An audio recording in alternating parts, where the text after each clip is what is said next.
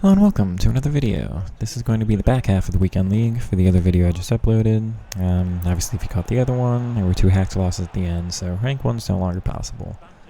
We're trying out a different formation now. This is the 4-2-3-1 instead of the false 9. I can go through tactics if somebody wants. I think maybe another time, but for now, I'm actually not too interested in the gameplay. Having rank 1 taken away as even an option is kind of ruined it a little bit for me. Obviously doing ultimate tots, very sour feeling in the mouth when you're trying to look for, some of the higher end cards just to make the end of the game a little bit more fun.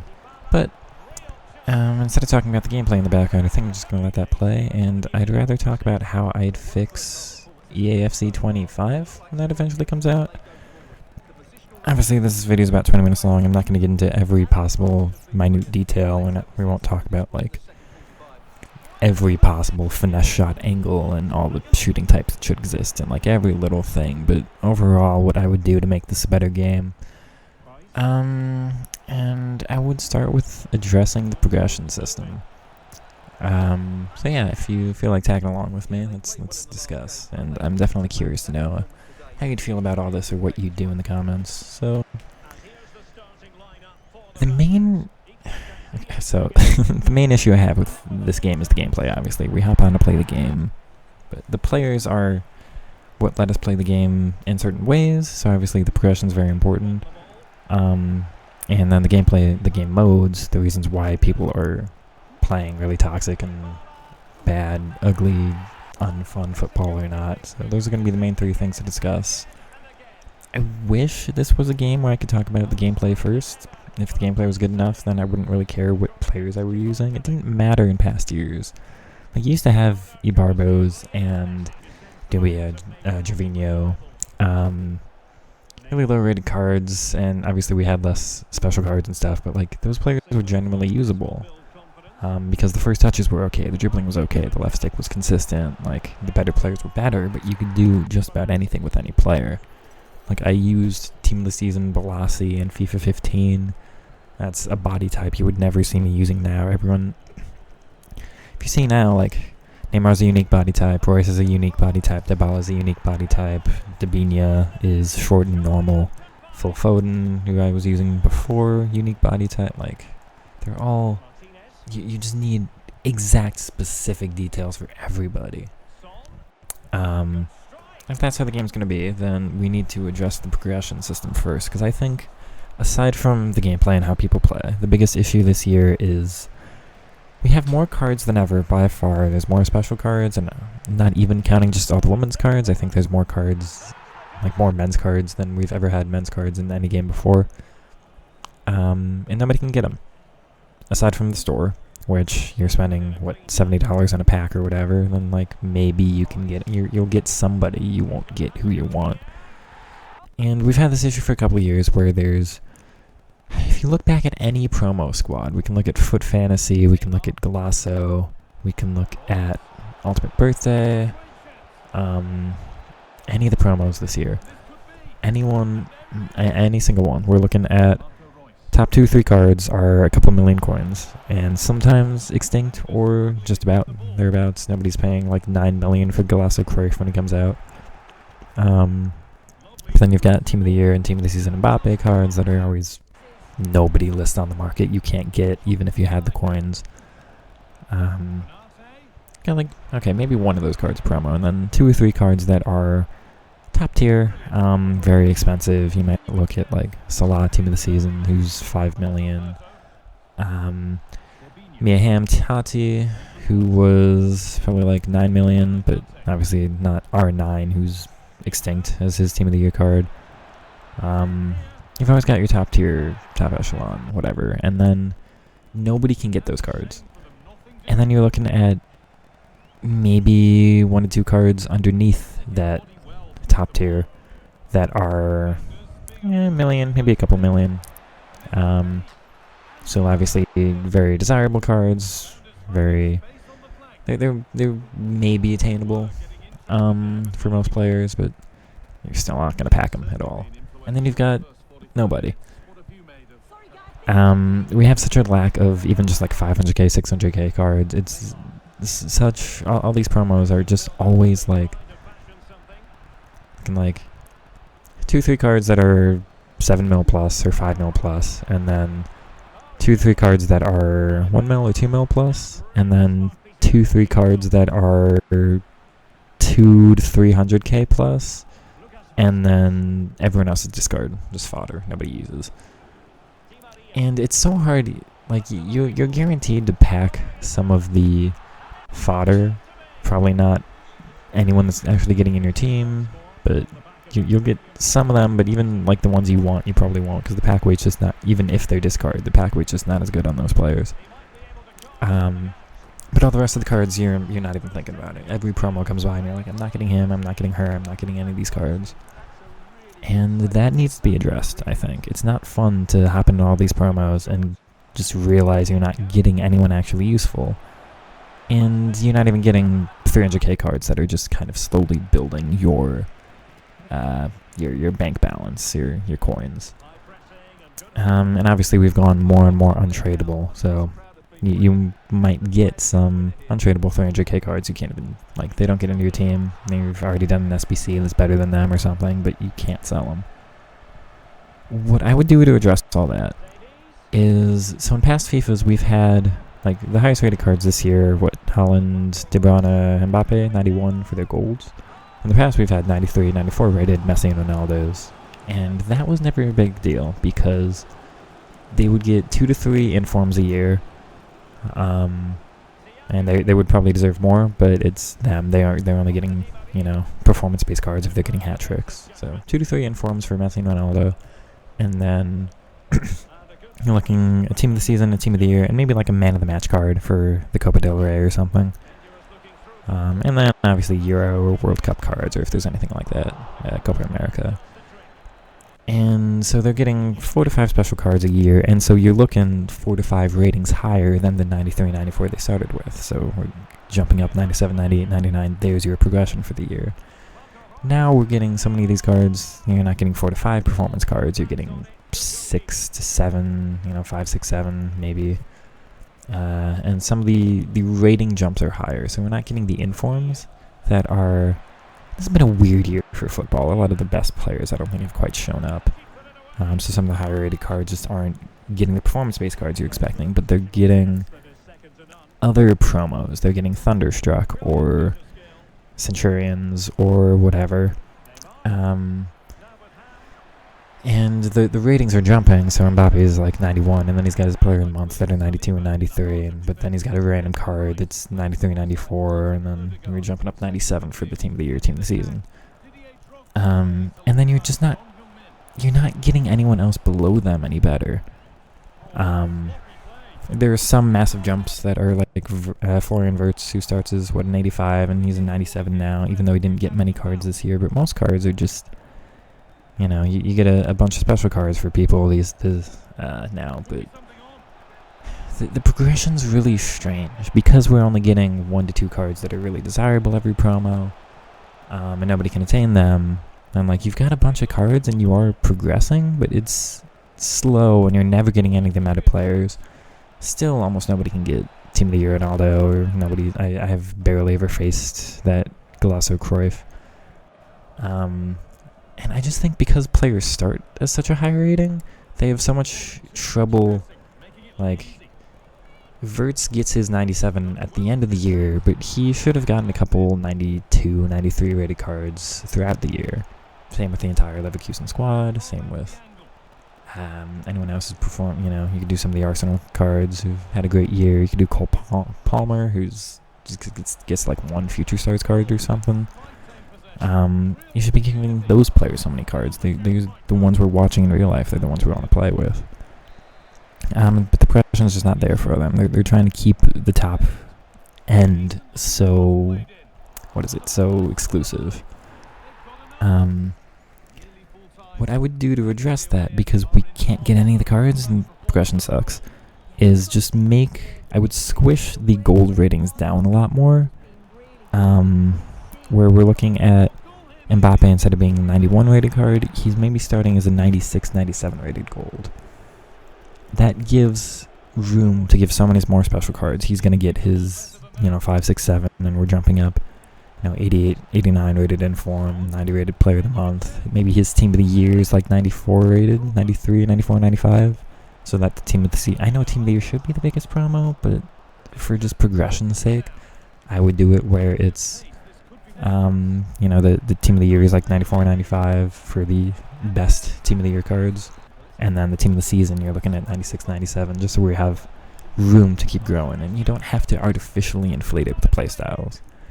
Because you're looking at some of the team of the year cards, and it's like, but they don't have first touch basic. So just basic ball controls with them is going to be really off. Instead of only progressing with playstyles, you can add other elements of upgrading these cards. If you score a hat trick, maybe it's a big shooting boost. If you score a really nice dribbling goal, maybe it's a dribble boost. You get a couple assists. It's particular to the performances you're getting. Or if you're getting special cards, don't make it so reliant on just so many re-released cards of the same type. Especially like the Team of the Year honorable mentions that are the same rating as some of the cards that they already had out. These are all cards you could be giving, Vinicius has had a really good year at striker. Let's actually give him a shooting boost, a striker card specifically. And then, so this is the Vinicius striker special card. This is the Vinicius winger striker card. Maybe this one's more attuned to like a cam position. But with the rating squish, and I know I'm making, if Mbappe starts as an 87 rated gold, I'm making Gabriel Jesus like an 81, 80 rated. Everyone's getting a lot more squished, a lot closer to each other. Obviously, a lot of the cards that are like 81 right now, if Mbappe's down 6 ratings, then, or 6.5 ratings, then an 81 rated card would be 75, 74 rated, whatever. I'm not saying to make them all silvers, just make them all a lot closer to each other.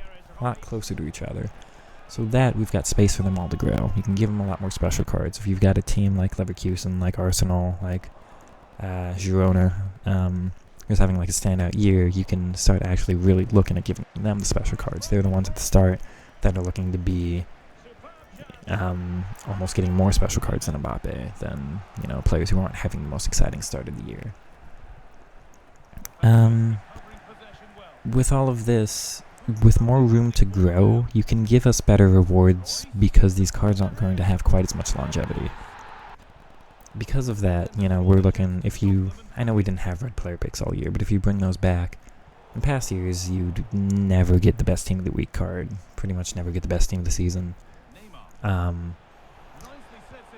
You should start getting them, but the reason we don't want, the reason why 0.7% Messi and unintended Mbappe, Dembele, Zaire Emery, the reason those cards are so game-breaking is once you have them, there's no progression left. That actually makes a lot of people stop playing the game and just look at their team. It's not, I have Mbappe, why am I actually playing and stressing and all these competitive, unfun game modes to get players that aren't better. I've already got the best. And on top of that, because these are cards that last for 4, 5, 6 months sometimes in your team, there's nowhere to progress for such a long time, and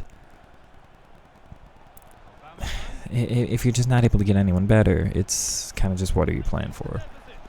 That's why I'm saying if you make Mbappe like an 87 rated gold, his gold's not going to have quite the longevity, so I know that's going to affect the transfer market, and the prices are all going to dip a lot more quickly, but with all these additional players that could be more useful if you start giving more players better special cards early on, you just have such a wider variety of players you can use in the game. You're not limited to just your couple cards that are 94, 95 rated, and then there's such a big jump to anyone else.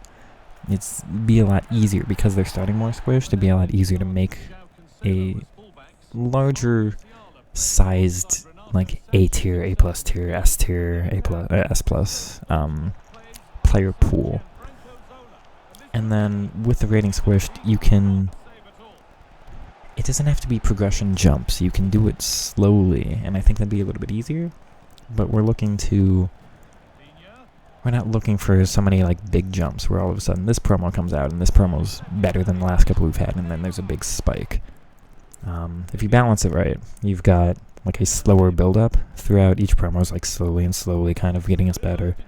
You're looking, okay, I've got the best card from promo A. That card's going to last me for maybe 2 to 3 weeks.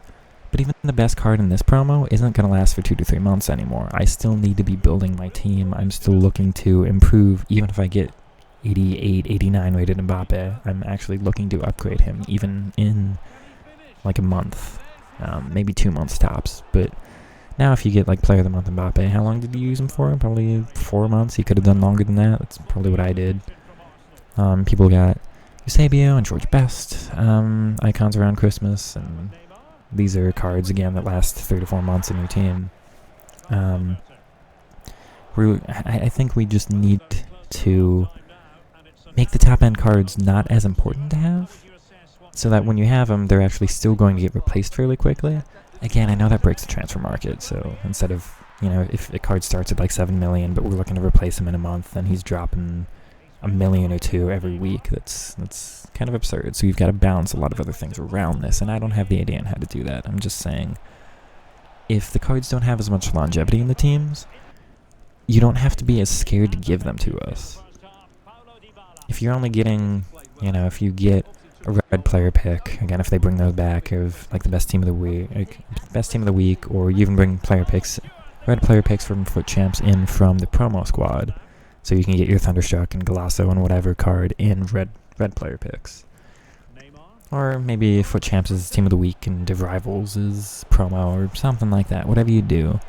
And we're going to talk about restructuring game modes too. But if you get the best promo card, but they're only going to be in your team for 2 to 3 weeks, you don't have to be as scared to give us those cards. You can actually give us the top end promo cards much more frequently, because we're still looking to replace them anyway. And it's not as big of a deal if I don't get, the top end reward from week A, because week B I might still get it. You can give us much better odds. But also, if I miss week A, I'm not like, that's a card I could have had for 4 months. It's like, you know what, I might get somebody next promo. I probably will get somebody next promo, because we're looking at making the rewards better, because you can give us the better cards.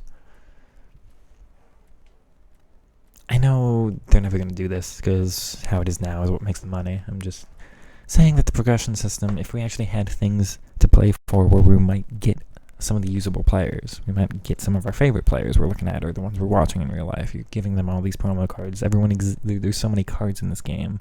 There's so many that just nobody can ever attain.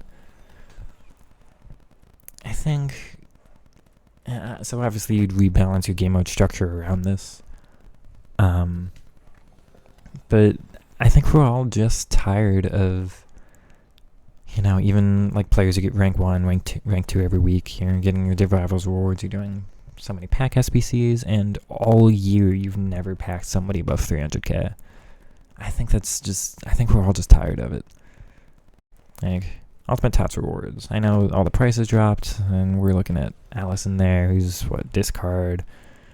Foden, its player is definitely going to be in my team, but he's like 300 or 400k, and we're not looking at, and I know people have gotten them, but we're not looking at Bellingham and Virgil van Dijk here. And, again, if you're getting us those cards that are 95, 96 rated at this time of year, but then you're still bumping up, incrementally every promo, as opposed to just giving us some that are going to last for the rest of the year during these promos. I think there's just going to be a lot more to fight for. There's more rewards you can give us, so we're not just dangling the 0.001% chance of getting Bellingham in front of us. You can actually get these cards. There'd be a reason to play, but still a reason to hop on every week, because even though you're getting the best cards, you're replacing who's the S tier much quicker. I know FIFA's got like aura stuff where, Hullet and R9R is going to be the best because they're just have better body types, or they do something with his cards. But, I'm aside from that kind of thing, I'm just saying, if we're getting Vertzes and that 1 year and Kunku had 1 billion cards, and, the players you're excited to watch in real life, if we're getting them actually genuinely able to get them from rewards instead of, it's been 6 years since you've had a pack pull worth a card worth 3 million coins or something, right? Like, maybe you packed a Team of the Year a couple of years ago, but now you haven't packed one for I don't know how many years, and you can actually start getting some of these cards. Maybe not Team of the Year, maybe that's the wrong promo, but the top end, Centurions, Golasso, Thunderstruck, whatever cards. You can actually get some of these. It'd be a reason to play. On top of all that, so the game mode restructuring,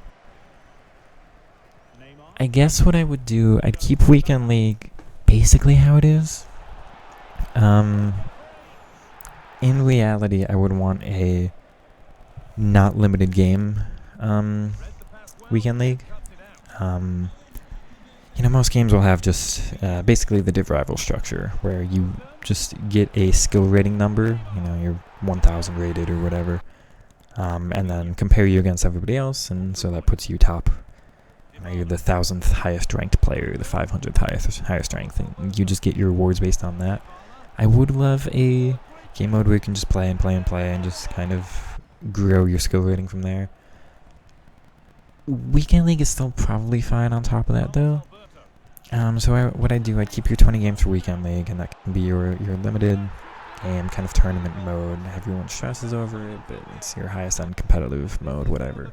We've still got that, but you're bumping the rewards where we're getting red player picks from maybe both the promo and the team of the week. You get like 2 from one squad, 2 from the other, and you can get some of the best cards. So there's a reason to do this, but again, you still want to hop on for the next Weekend League because those cards are going to get replaced quicker. But then we have Div Rivals, where we're looking at maybe once a month, every 2-3 weeks, every 4 weeks maybe. You bring back the old monthly rewards we had, where it's like 1 icon and then 44 team of the weeks or something like that. You can make Div Rivals actually have a reason to play beyond 7 games, and have that be your skill-based thing. So change your matchmaking a little bit, where you can rank. You can play players maybe outside of your division, so it's not quite as much of a headache as it is now. But then if players are hopping on thinking, I don't have to just play 7 games, I'm actually looking to do more than that, or it depends on how well I'm doing, then you don't have to stress as much, because people now are just hopping on to play those 7 games if they're frustrated if they don't win 7 and immediately leave. So Div Rivals would be as many games as you want, you get actual rewards like once a month from it. That can be your. It's almost as competitive as Weekend League probably, but it'd be a little bit less stressful because you lose a game even when you don't deserve to a bunch of bounces and corners and whatever. You lose that game and you go, okay, but I win the next 2 and I still get, I get the same rating advancement as I would have from just winning that 1 game. Now I've just got to win 2. That's what makes FUT Champs frustrating, is that being the best rewards game mode, is because, you can get the hacked losses I got, or just get random DCs, or just kind of happen to play somebody maybe you don't deserve to. You face a pro like early on in your ranks, and that just kind of breaks you down for the rest of the weekend. So you need rewards separate from that game mode, and Div Rivals having only 7 games to play, and there's no reason to hop on otherwise, is so frustrating. Outside of that, so you've got those 2 game modes, you also bring back the old division system. Something like, you get 10 games, and then you can either promote or, stay in Div 1, or get demoted, or stay in the division or whatever after so many games, and you get a small reward. 15,000 coins, or 7.5k, and like a 7k pack, or 7.5k pack, or whatever. You do something small, but something repeatable, but also something you can just test out a different squad in. You're not stressing as much in these games. You're not sweating as much. You can be a little bit more casual. You only have to win like 5 out of 10 games to stay in your division, so there's no real punishment. You're just getting like 3k coins instead of 7k coins or whatever. Again, you can test out players. You can be excited to use your new teams. You're actually getting more players, more top-end players, more players you might actually consider using. Players in past years you'd never have a reason or a game mode to use in. And then just something grindable.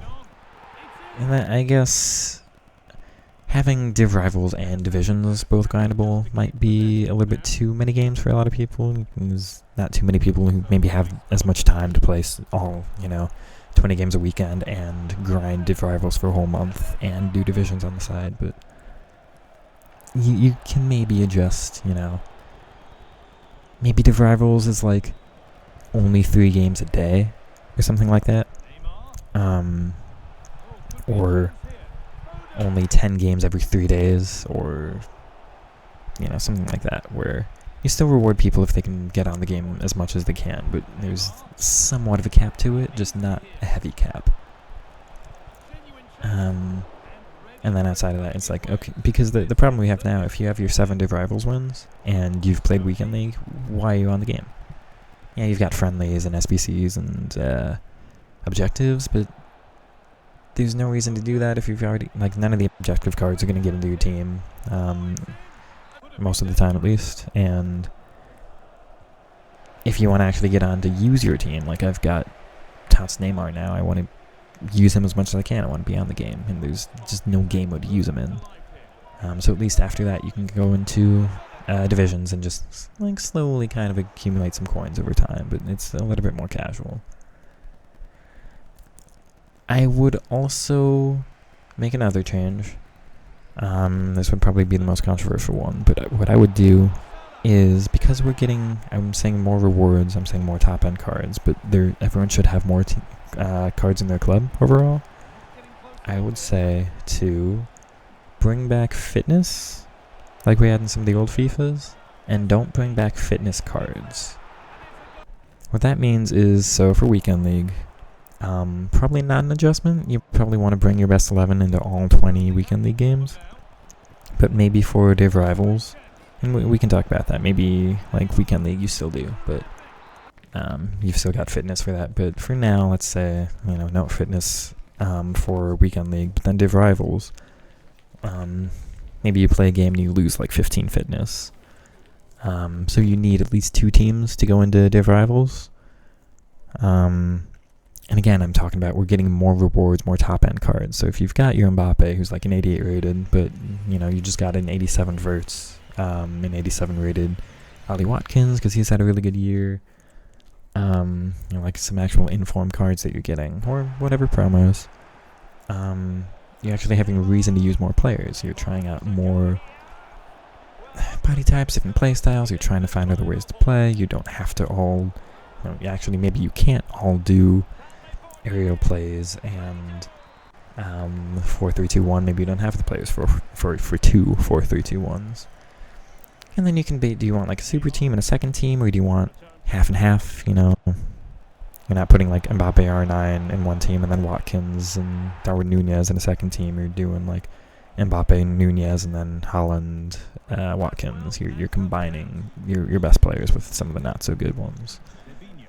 And then you just gotta, because of that, you're trying out more tactics, you're trying out more ideas, you're actually becoming a more well-rounded player, and there's more reason to use all the teams or players in your club. I've got so many players just sitting there that I have no reason to use that would probably be fun, but they're not as good as Neymar, so I'm not going to touch anyone else now.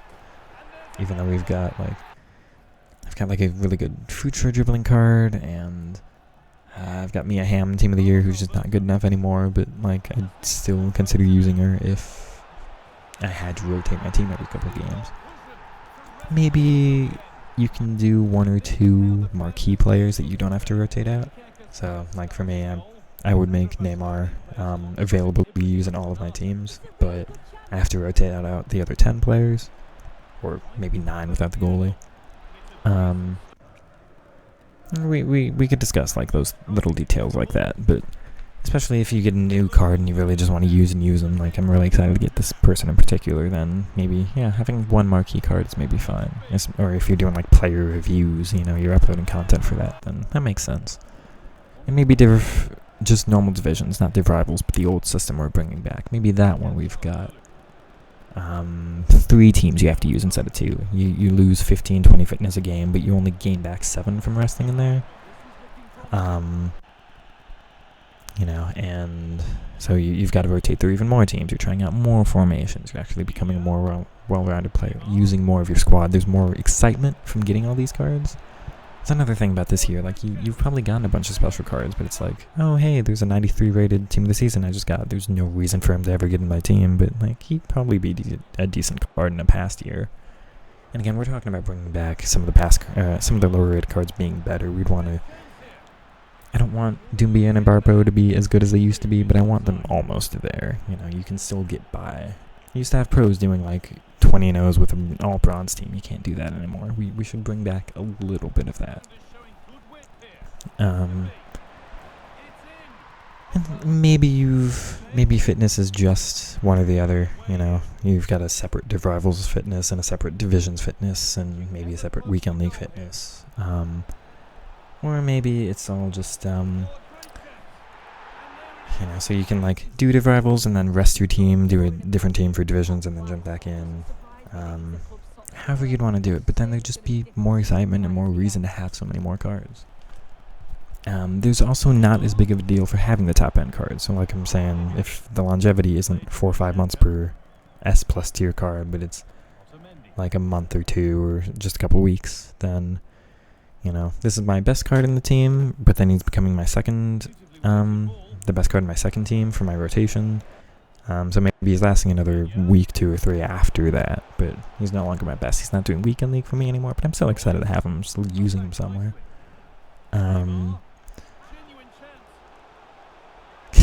Sorry, this all just...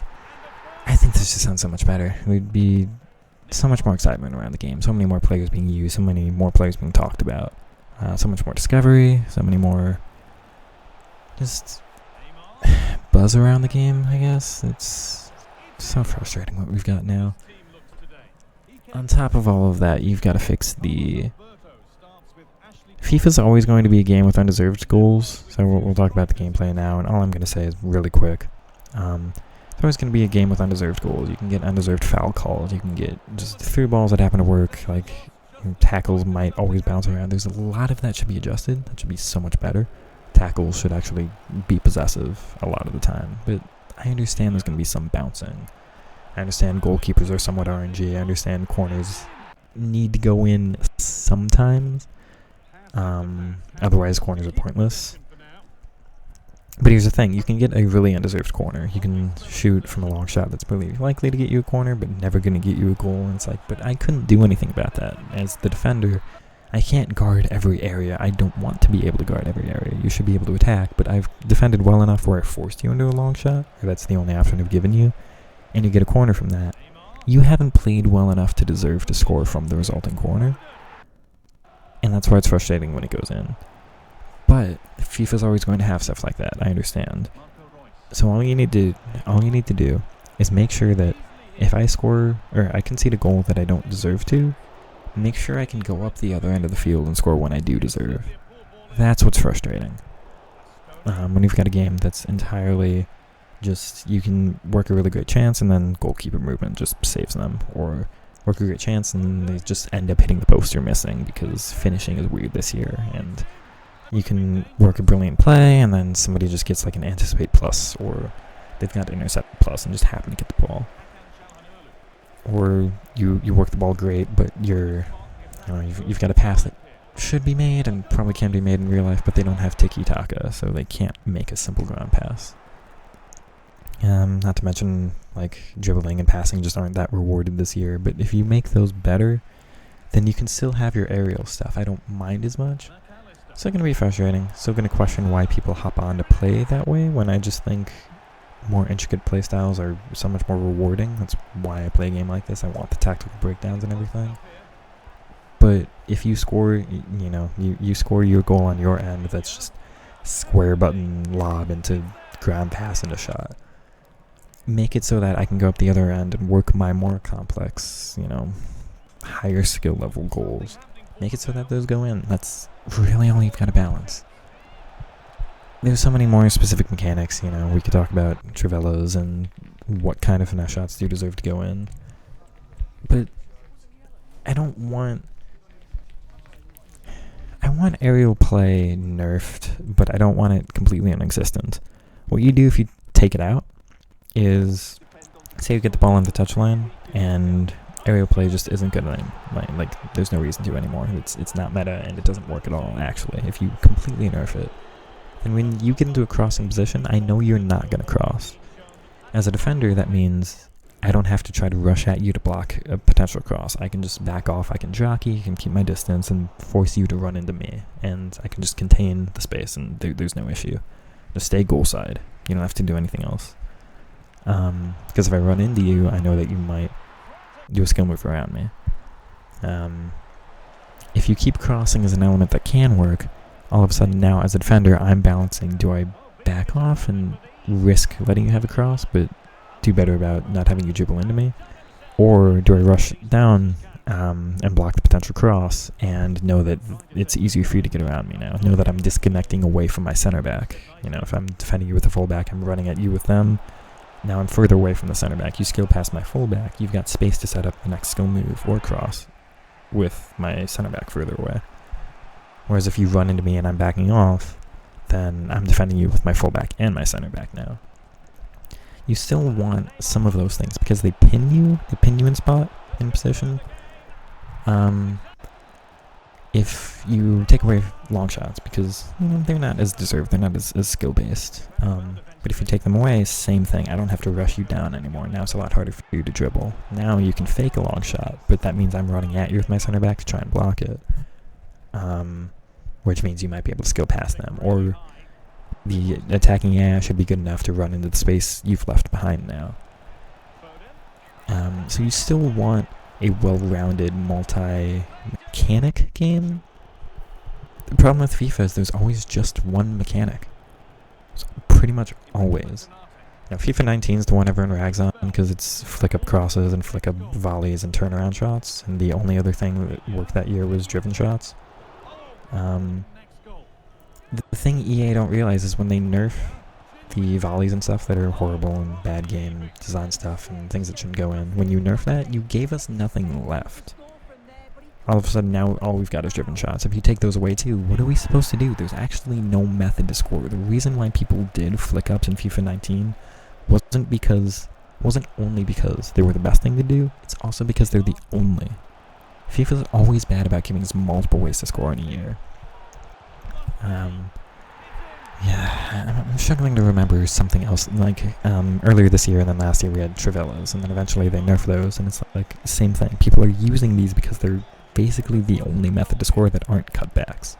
You nerf Trivelas, now all we've got are cutbacks. You nerf cutbacks, nobody's scoring the ball anymore. You can't go through the middle. Everything's gone. The pressing's been too good this year. The attacking AI isn't there. It's too risky. Everyone just goes down the line, and then what are you supposed to do? Past years have had this problem. You've got, finesse shots are too good. Next year, finesse shots are gone. You've got driven shots are too good. Next year, they're gone. La Croqueta cancels, then those are gone. Directional nutmegs are good one year, then they're not the next. Skill move cancels are good, and then they're not. Skill move chaining is good, and then that doesn't exist anymore. We've had one or two other mechanics. I can't recall at the moment, but it's always they nerf the thing that works, and they don't realize the problem wasn't that it was too good, it was that it was the only thing that was good. Nerf it a little bit, sure, like 2%, 5%, not much. You bring it down from S+ tier to S tier, but then you need to bring everything else that's at C tier up to at least A tier. That's the problem, is like aerial play this year is S+ tier, and then long finesse shots are A tier, and then every other style of play is like B, C tier. We just want, like, what I would do is like crosses B or A tier, and then, dribbling possession style stuff is like A or S tier, and then long shots are B or A tier. What other methods? Free kicks can be A tier. We've got like sprinting through ball counterattack stuff, maybe B or A tier, but everything's closer. It's not like a big jump between S, B, and A, SAB. It's closer. So that there's multiple ways to score. Now you as a defender have to consider multiple things to defend against. Now I can fake one and use the other, and now you've given me space. Okay, long video. Hopefully that was entertaining. And yeah, share your thoughts with all that on me. All that with me in the comments there. Just think, balancing all this shouldn't be that hard. I just want a more entertaining game, and not that anyone's actually gonna watch this, but anyway, small YouTuber concerns. Hope you enjoyed, and give me a like, give me a follow if you do, and catch you in the next one. Peace. Listen to that, they're furious. They feel it was a clear-cut penalty. turn. And he's beaten his man here. And this could be. And denied. It's a good ball. Now, this has to be. Under pressure, but the keeper's done well to defuse the situation. Rice. Nicely played.